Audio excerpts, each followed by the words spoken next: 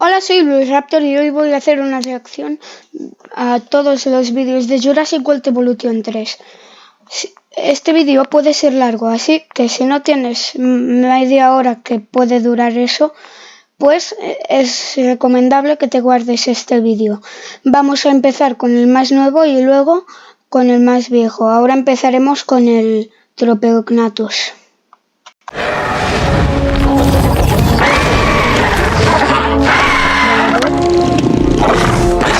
Meet the Tropeognathus, an eye-catching pterosaur, best known for its impressive wingspan and long crested beak. Habéis visto que ahora en 3 van a poder caminar. These striking flyers prefer small groups and need careful population management to keep stress levels low. While not overly social, adults and juveniles often share space, offering subtle, natural interactions for guests to enjoy. Tropeognathus do best with minimal crowding, and maybe don't put a tapajara in there with them. Trust us on that one. Soaring, bold, elegant. The Tropeognathus can take your exhibits to new heights. Bien, o sea, Dinosaur Integration Network. Welcome back, park managers. In this module, we'll be looking at the range and ease of customization available with your scenery and structures. This is where you'll really get to leave your mark. You'll have access to several exciting themes when building out your parks. Plus, we have tons of ready-to-go blueprints so you can get them up and running quickly and easily. But before we get into the building, you'll need to think about how your guests and staff will get around. There's plenty of paving to choose from to match any aesthetic. With thousands of versatile pieces available for you to build with, you can curate your guests' dinosaur experiences like never before. Take your time using our tools to carefully craft structures, building out your park exactly as you want. Remember those blueprints I mentioned? Well, you'll find there's even more you can access, shared by other park managers through our workshop. You can easily access the workshop without even needing to leave your park, making finding new creations much easier. Browse through a wide range of unique designs and build out your blueprint collection. And don't forget to upload your own. We're very excited to watch your parks develop and see just how far you'll push your designs. Be sure to watch the rest of our modules for further training on managing your parks.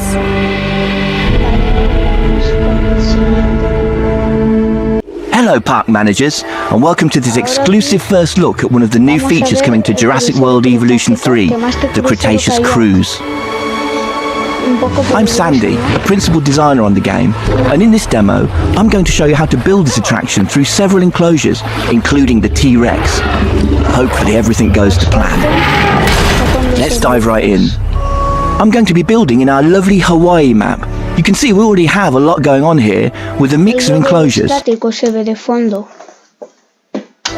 We've got some lagoons, aviaries and land enclosures, but also a number of new attractions.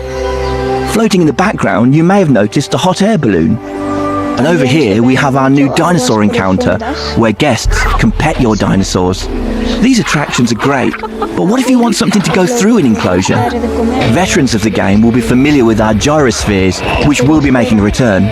However, the Cretaceous Cruise lets your guests view dinosaur families whilst cruising along rivers and water bodies, opening up all sorts of interesting ways to construct your enclosures with this attraction in mind. Like all our attractions, I'm going to need an entrance. We have our building already placed down. Jurassic World Evolution 3 now features modular building, meaning you can customize buildings like this to your heart's content. We have 3 enclosures we want this ride to pass through, so our guests get to see a wide variety of dinosaurs, including that T-Rex we mentioned. I've placed a couple of security cameras around. We should be safe if things get a little chaotic. Let's start adding a track. It's incredibly easy. Clicking here, I can simply lay down the route I want, adjusting the path to be curved or straight as needed. And while this is a great starting point, our new scenery pieces mean we can make these spaces even more interesting. Let's make the ride feel more dynamic by adding a rock arch. If we go into the scenery panel, we have a wide variety of rocks to choose from. Y más que Very easily, we're able to create something unique for our ride. And then I think we want another type of structure over the path. Over here, we have a structure we've turned into a blueprint. There we go, that looks great. Now we've reached the end of the enclosure, we need some more water in order to continue the ride. Let's place that down and add a track through this fence. Como todas las atracciones, tiene puertas para entrar en los recintos. In this new enclosure, you can see that we have these elevated areas of terrain that can act as natural barriers to keep dinosaurs separated. You no longer need to rely purely on fences to house your dinosaurs. I'm also moving into deep water now. Deep water is a new feature and a need for some of our dinosaurs. Certain species will be able to navigate through the water or swim. We can see in this enclosure we have some brachiosaurs. They're able to wade through deep water. On the banks of the river, you can also see foliage we've laid down to create a canopy around this area. Let's use one of the compound brushes to finish off a section over here. The scenery brushes make detailing your spaces super simple. We now have our ride complete. Let's open it and head down to guest level. There's multiple perspectives you can choose from when interacting with the kayak. You can observe from third person, first person, or even take control of the ride. In this perspective, you will take control, allowing you to move the kayak freely both along the track ride or outside it. From this vantage point, you can get up close to the dinosaurs. Let's take a look at our Parasaurolophus. In this enclosure, we have a number of males and females, each with their own unique colour and pattern, making the dimorphism quite apparent. Dinosaur traits will be able to pass down from generation to generation, with certain features being worth more to your overall park rating. Over here, we can see the juveniles as they play in their enclosure. They'll interact with each other as well as adults, so keep an eye out. As we head into the next enclosure, let's hop over to one of the guest kayaks and check out what they're able to see. Passing through the canopy, it's a great chance to call out just how good the new lighting and water in the game looks. It adds so much to the effect of this attraction. And finally, we make our way into the T-Rex enclosure. These guys can get a bit restless with boats travelling through, so you want to keep an eye, or preferably a security camera, on these sorts of enclosures. That about brings us to the end of our demo, and hopefully you can see just how creative and dynamic this new ride will be. There's so many ways to integrate it into your parks. I'm very excited to see what players will do with it when the game launches on October 21st.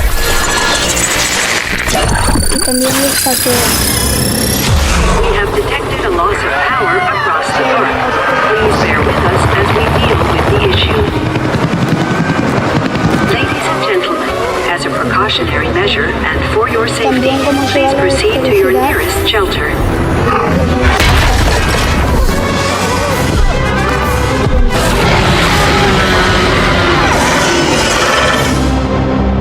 Y bueno, aquí veis lo que es.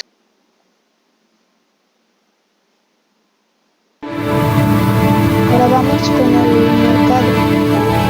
Welcome back, park managers. Today we'll be jumping straight into a park that's been running for a while. Looking around, it needs our attention. This park simply isn't making enough money, so we're going to need to bring in something big to up that appeal. And a quick, easy way to get more dinosaurs into your park is the marketplace. You won't have access to this at the start of your career, but the more parks you manage and clients you impress, you'll soon be able to access the marketplace to purchase dinosaurs. Now, let's see what species are available. First, we'll want an impressive flying reptile, and the size of the Quetzalcoatlus is certainly impressive. They're a bit expensive, but look at that park appeal. Another number you should probably pay attention to is the seller's rating. Dark Jurassic Anon. Doesn't sound too good to me, but they're rated over 50%, and this park is in dire need of some big attractions. It's a risk, but that is park management.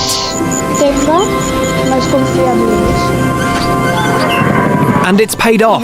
This is sure to head up our cash flow.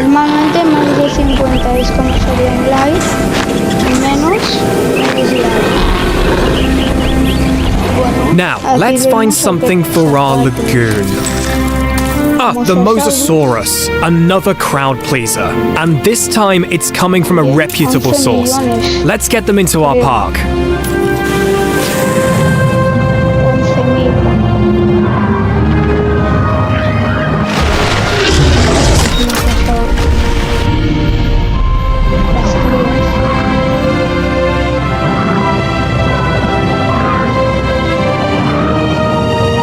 finally, something for our land enclosure. We've spent a lot of our budget, so let's go for something a little smaller. This Gallimimus is cheap, probably because of the seller's rating, but we do have the perfect enclosure for them. That is not a Gallimimus. We wanted big attractions, but this enclosure was not built for a dinosaur that big.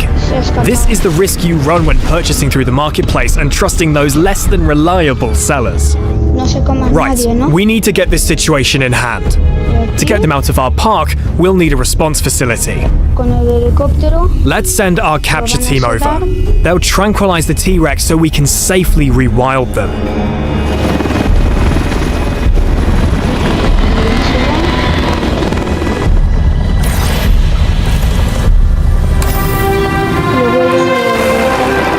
Minus that little hiccup, I think we've managed to successfully turn this park around, and it now has 2 new headliners.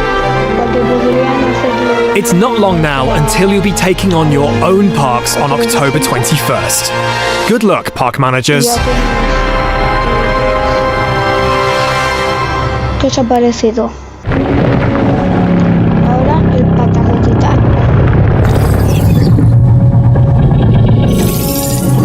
Introducing the Patago Titan, one of the largest creatures to ever walk the Earth. This gentle giant boasts an incredibly long lifespan, making it a lasting presence in any park. Though slow to breed, the Patago Titan is a strong favorite among visiting guests, making every new arrival a rare and momentous event. Despite their size, Patago Titans are peaceful by nature, coexisting calmly with other herbivores. Massive, majestic, and built to endure, the Patago Titan is the ultimate titan for parks that think big.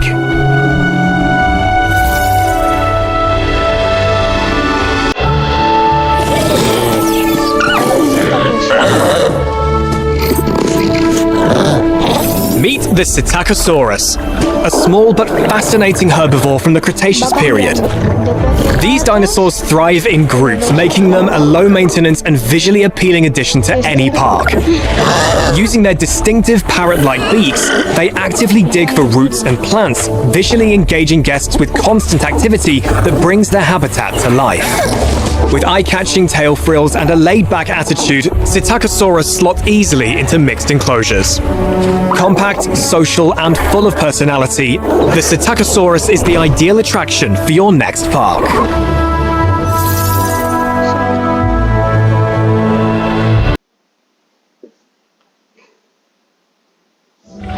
Welcome back, park managers. In this module, we'll be focusing on sculpting those grand, visionary parks. You'll be molding the land and lakes to create the perfect environment for your dinosaurs and guests. Moving mountains is surprisingly easy with the tools available. Build upwards to add elevation to your park, or dig down to create impressive valleys and canyons with rocky cliffs or ramps to form gradual inclines. Then fill out your park with a wide variety of rocks and foliage. Swiftly cover large areas of enclosures and decorate the finer details. And it's not just the land to think about. Add shallow or deep water to form lakes and even waterfalls for your guests and dinosaurs to enjoy. With all these tools, you can create beautiful natural enclosures and spectacular sights within your parks. Be sure to watch the rest of our modules for further training on managing your parks. Y no sé si habéis visto la cría. Welcome back, park managers. In this module, we'll be exploring the unique dynamics that form within various dinosaur families, making sure you know what to look out for when introducing juveniles into an enclosure and setting the foundation for them to thrive and expand. Dinosaur juveniles may sometimes have different needs to their parents, but as with any species, the child's needs are always the priority, and their welfare will impact on that of their parents. With both paleo and social needs to consider, you may have to alter your enclosures in order for the juveniles to settle in. Paleo needs cover environment and available food types, while social needs can be as specific as how many male dinosaurs are inside the territory. Paying attention to these needs will pay off, as a happy dinosaur means happy guests and increased park appeal. Plus, it will also benefit you later down the line when your thriving juveniles mature. So it's crucial to monitor your juveniles early on. You'll find that some dinosaurs like to stay close to their immediate family, whilst others follow more of a herd mentality, or even bold enough to follow any adult, no matter the species. I'm sure it won't be long before your enclosures are lively with dinosaurs and your parks are busy with guests. In the meantime, be sure to watch the rest of our modules for further training on managing your parks.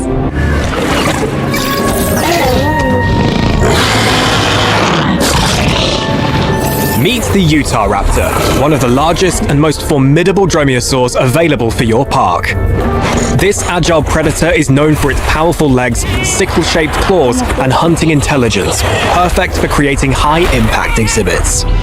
Parental care is vital for Utah Raptors. Adults and juveniles become unsettled when separated from each other. Keep them in small groups and offer secure, enriched enclosures with room to roam. These are high-maintenance predators with high guest appeal. Fast, fierce, ferocious. The Utah Raptor brings energy, spectacle, and drama to any successful park.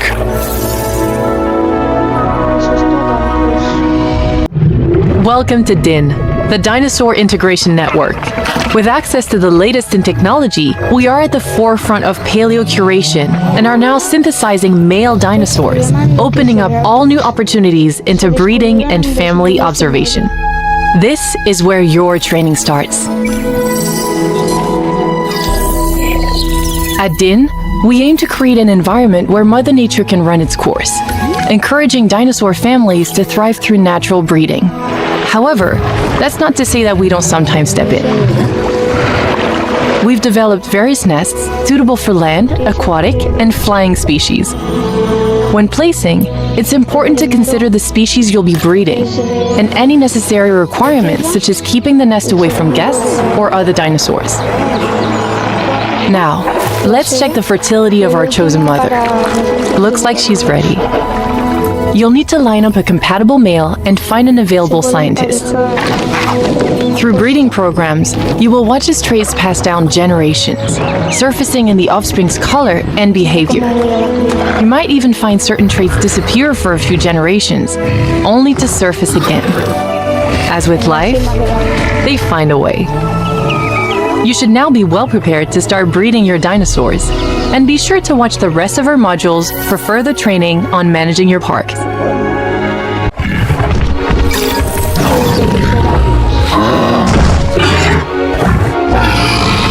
Meet the Lokiceratops, one of the most spectacular horned dinosaurs you can add to your park. With its huge, colorful frill and curved horns, this recently discovered ceratopsian is guaranteed to be a guest favorite. Watch them show off. These social dinosaurs display fascinating territorial behaviors that guests love to observe. They thrive in small groups and can share space with other peaceful herbivores. Just provide plenty of room and vegetation. Powerful, distinct, unmissable. The Lokiceratops is a captivating headline attraction for any new park.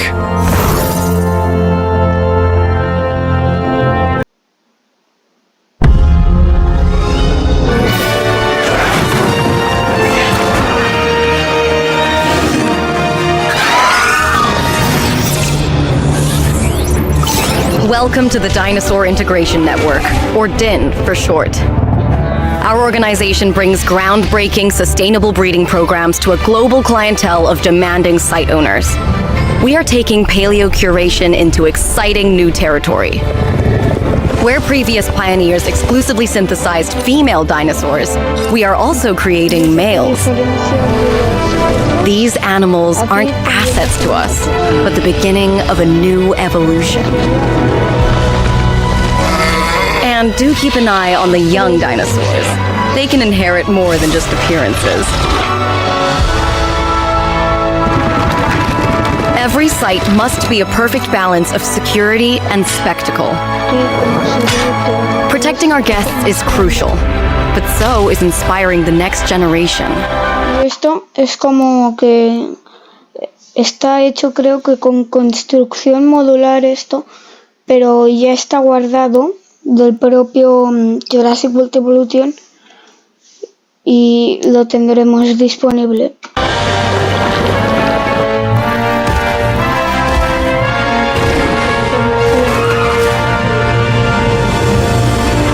As with any project of this scale, not everything will go according to plan. As the park manager, you'll also need to assess emerging situations and get them under control. It won't be easy, but that's why we're hiring the best. Din is here to make a difference. Now, I'm sure you have plenty of questions, but please... Caution, gate opening. This is your first and final warning. Din must not continue.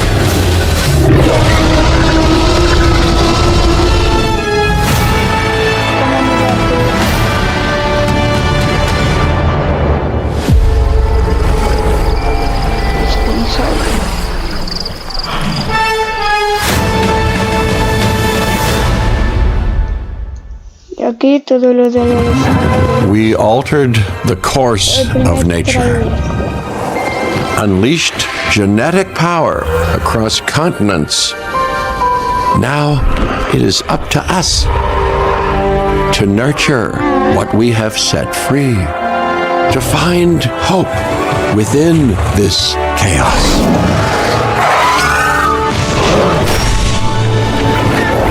Well, to help life find a way.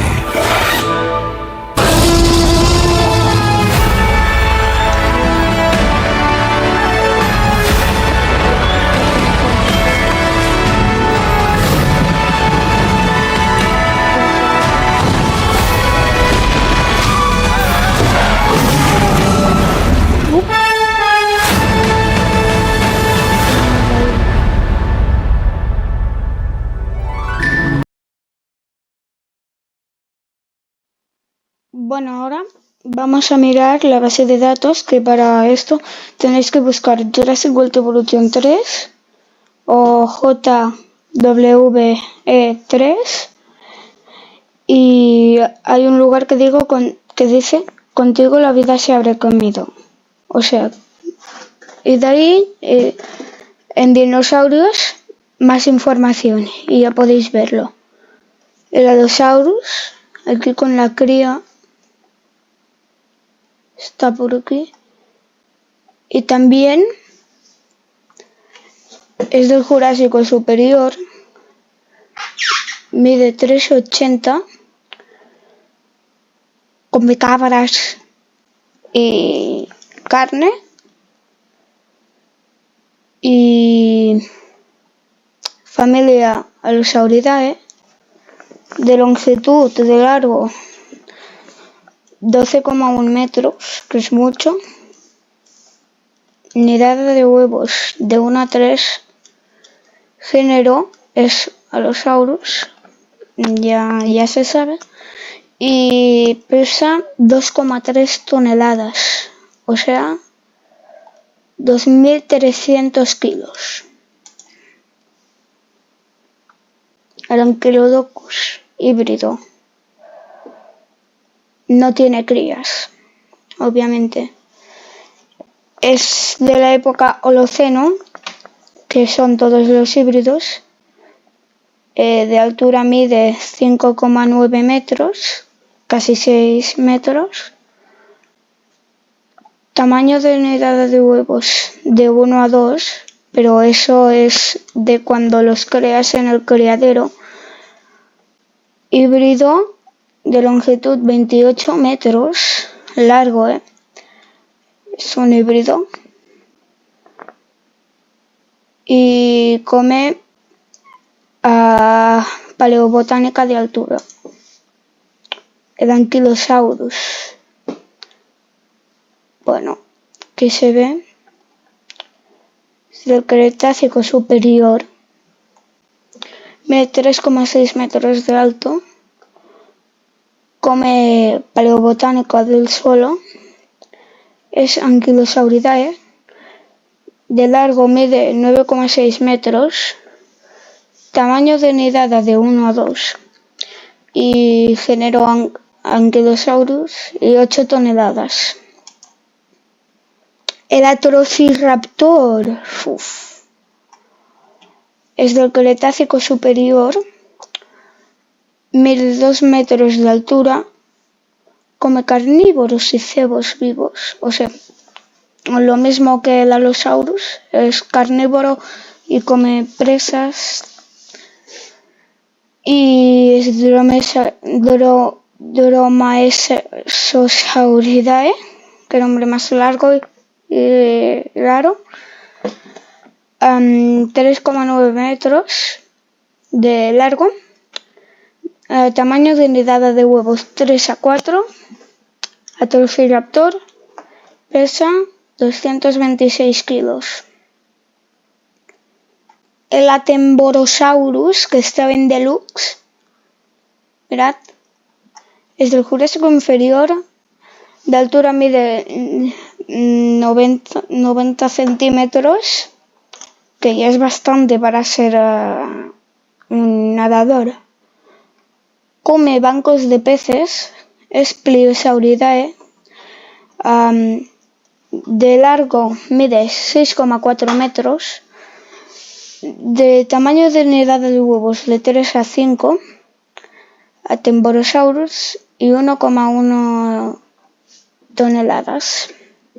Brachiosaurus, 56 toneladas, madre mía, Jurásico superior, altura 12,4, paleobotánica de altura, Brachiosauridae, 21,5 metros de largo y de 1 a 2 huevos en la tamaño de nidada. Y Brachiosaurus. Ceratosaurio. Mira, aquí la cría se le ve mucho que es cría porque no tiene el cuerno aún del todo subido. Es del Jurásico superior, 2 metros de altura, come carne y cabras. Es Ceratosauridae, 7 metros de longitud, de 1 a 3 huevos y 700 kilos. Dunkleosteus. La época es del Devónico superior, mide 1 metro, come bancos de peces. La familia Dunkleosteidae, mide 10 metros, pone de 1 a 3 huevos y pesa 4 toneladas. Gallimimus, Cretácico superior, 3 metros, paleobotánica del suelo, Ornitomimidae, 4,7 metros de largo, pone de 4 a 6 huevos, género Gallimimus y peso 450 kilos. Giganotosaurus, y esta vez el de Dominion. No nos meten uno que nadie conoce como en el 2. Bueno, seguramente era más realista, pero bueno, nos ponen el que sale en el de Dominion, que es el que todos queremos seguramente. Es del Cretácico superior, mide de altura 5,3 metros, come carnívoros, bueno, ya me entendéis con carnívoros, es carnívoro, es de la familia Carcharodontosauridae, de longitud 15,5 metros y pone de 1 a 2 huevos y 14 toneladas. Erwanlong, de la edición deluxe. Jurásico superior, altura 1,1 metros. Le supero. Come como todos los carnívoros. Es de la familia Proceratosauridae. De largo mide 3,0 metros, pone de 2 a 4 huevos y pesa 75 kilos.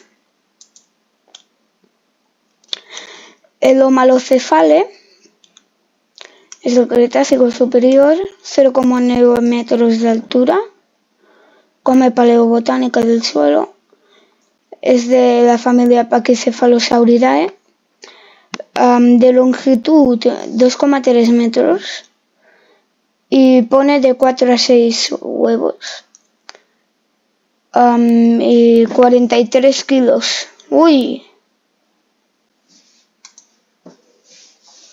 El Ichthyosaurus, Triásico superior, altura 1 metro, come bancos de peces, familia Ichthyosauridae, 2 metros de longitud, de 2 a 5 huevos y pesa 163 kilos.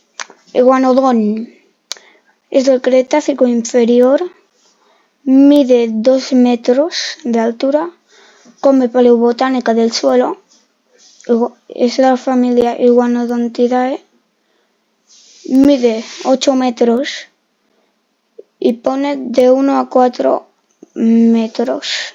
¡Ay no! Pero ¿dónde voy? Pone de 1 a 4 huevos. No mide de 1 a 4 metros. Es iguanodón, de género. Bueno, no lo es para nada del mundo. Y pesa 3,2 toneladas. El Indominus Rex. Aquí, Indominus Rex. Mola, ¿no? Pero no va a tener crías. Es del Holoceno, como todos los híbridos. 6,7 metros de altura. Tamaño de unidad en el criadero 1. Es de la familia de los híbridos. De longitud mide 16,9 metros. Género híbrido. Y carnívoros, cebos vivos, come. Ya me entendéis con eso. Loquiceratops. Época Cretácico superior. Altura 1,9 metros. Dieta paleobotánica del suelo. Familia Ceratopsidae. Longitud 6 metros. Pone de 2 a 4 huevos. Es Loquiceratops y pesa 5 toneladas. El Mosasaurus es del Cretácico superior, de altura 2 metros, come tiburones y bancos de peces, es de la familia Mosasauridae, longitud 17 metros, pone de un huevo, solo un huevo, y pesa 30 toneladas. El Patagotitán, 50 toneladas, sí. Es del Cretácico inferior, mide de altura 13,4 metros, come paleobotánica de altura, titanosauria de familia, longitud 30 metros y pone un huevo. Psittacosaurus es el Cretácico inferior, 0,7 metros, paleobotánica del suelo. Psittacosáuridos, 2 metros, de 3 a 6 huevos y 45 kilos. Lo voy a decir así rápido. Pteranodon. Cretácico superior, 2 metros, piscívoros y cebos vivos, o sea, peces y no sé si cabras, porque cebos vivos a lo mejor son solo los peces, claro. Familia Pteranodontidae, 7 metros, de 1 a 3 huevos y 25 kilos. Uy, es poco, ¿no? 25 kilos. Para 2 metros es poco.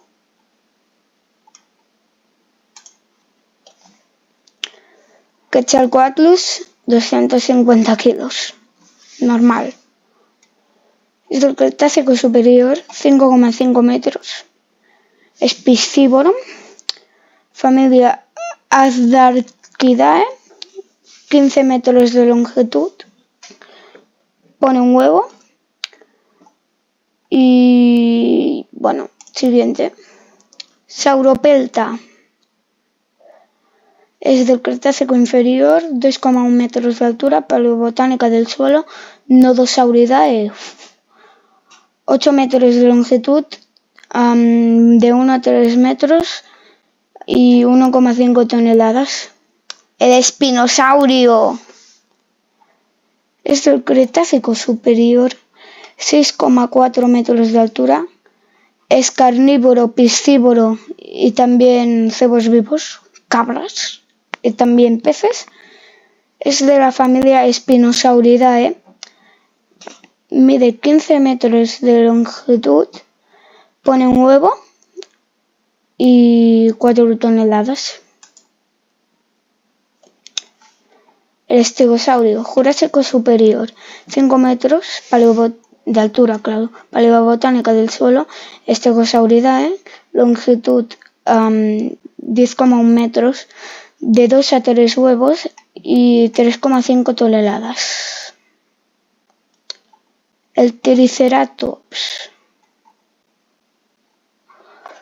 pues es del Cretácico superior, de altura 3,6 metros, paleobotánica del suelo, Ceratopsidae, de familia, de largo 8,9 metros, tamaño de nidada de huevos 1,4 y 12 toneladas. El pterodón debe ser pequeño, ¿no? Sí. Cretácico superior, 1 metro de altura, es carnívoro, es de la familia Troodontidae, de longitud mide 2,5 metros, tiene de 2 a 6 huevos, es del género Troodon, pesa 35 kilos y bueno, Tropicnatus, Cretácico inferior, altura 1,8 metros, es piscívoro, familia Anangeridae, 8 metros de longitud, de ala a ala, claro, tamaño de 1 a 2 huevos y 20 kilos. El Rex, ya llegamos. Es del Cretácico superior, 5,2 metros de altura, es carnívoro, Tyrannosauridae, de familia, de longitud 3,5 metros y pone de 1 a 2 huevos y 8,4 toneladas, mucho. El Utahraptor es del Cretácico inferior, mide de altura 1,5 metros, come carne, es de la familia Dromaeosauridae, de longitud es de 5 metros, pone de 2 a 4 huevos y pesa 300 kilos. Y ahora el último, el raptor. Y yo voy a hacer a Blue y Beta, obviamente. Es del Cretácico superior, mide 1,7 metros, come carne, es de la familia Dromaeosauridae, mide 3,9 metros de longitud y puede poner de 2 a 5 huevos. Pesa 226 kilos. Pues bueno, ya habéis visto. Aquí se acaba el vídeo de hoy.